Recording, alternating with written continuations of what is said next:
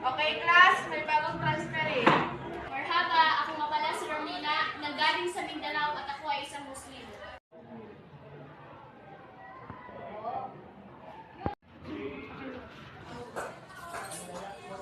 Will you wish to sit with me, Romina Mohammed? Why not?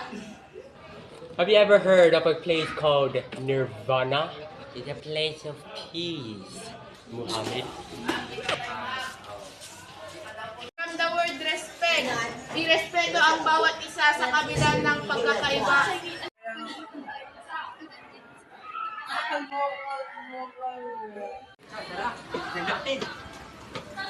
Uy, okay ka lang, boy? Do you want to confess your feelings to the teacher? Why not?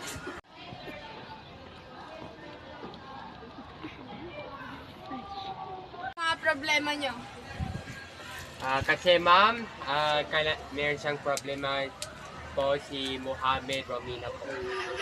Ma'am, nais ko na ipahayag itong nararamdaman ko. Anong bubuli sa'yo? Ayun po! Halika kayo. Ano po yun, ma'am? Ba't- Bakit nyo? Bakit, ma'am? Ba't nyo binubuli yung...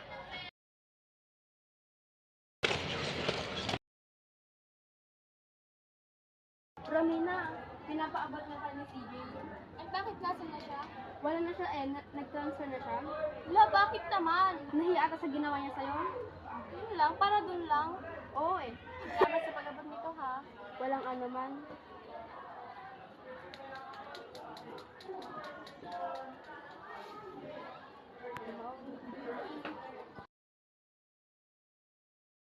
Dear Romina, pamanhin dahil hindi ko naiabot sa'yo ito ng personal.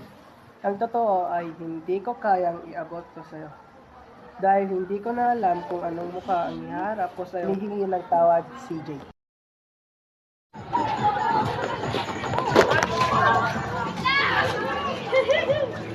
Parang kilala kita. CJ nga pala. Sabi ko na nga ba eh. Tingin na?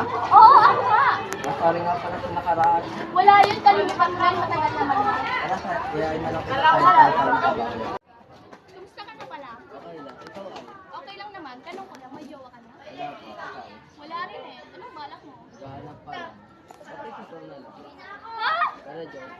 Ano yun? Ako ang choice pag no choice?